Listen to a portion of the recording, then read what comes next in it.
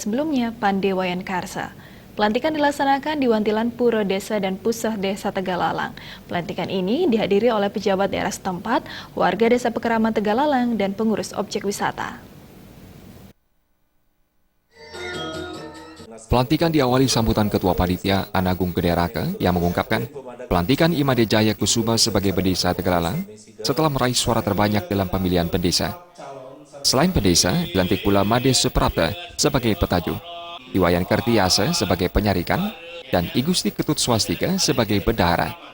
Pelantikan ini dihadiri oleh Camat Tegalalang Inyoman Darmawan dan seluruh warga desa Tegalalang yang terdiri dari 7 banjar, yaitu Banjar Gaga, Banjar Pejeng Aji, Banjar Tegalalang, Banjar Triwangsa, Banjar Tegal, Banjar Tengah, dan Banjar Panusuan, serta seketeruna-teruni di desa Tegalalang. Pendesa Tegalalang yang baru dilantik Imade Jaya Kusuma mengatakan, kedepannya selama masa baktinya, pihaknya akan bersikap terbuka dan transparan, serta menjunjung tinggi kejujuran demi memajukan warga desa Tegalalang dan objek pariwisata yang menjadi aset desa. Jaya Kusuma juga berkomitmen melanjutkan pembangunan yang belum terlaksana, sehingga segera rampung dan mampu meningkatkan kesejahteraan dan kemajuan objek pariwisata di desa Tegalalang, seperti Ceking Rice Terrace. Desa Pekeraman Tegalalang ke depan, yang sudah buatkan draft.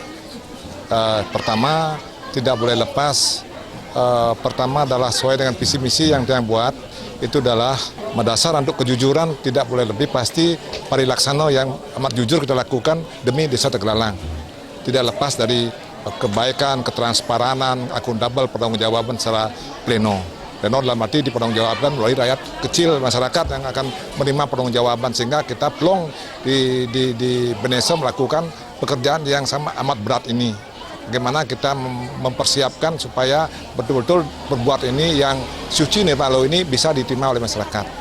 Kita akan kumpulkan, jadikan masukan-masukan dari masyarakat, kita kumpulkan pejuru, pilihan dadat, dan dinas, dan pengabih, termasuk terdesa, kita akan rembuk, termasuk pengelola cekingnya, sehingga kita bisa mengelola aset-aset yang masuk ke daerah, sehingga akan mensejahterakan masa depan bagi Kramot Tegalalang.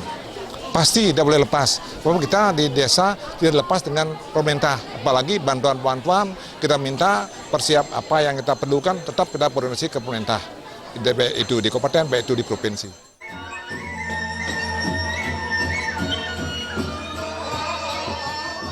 Untuk memeriahkan pelantikan pendesa, Salju Group diundang untuk mempersembahkan beberapa hiburan yang disambut hangat oleh masyarakat.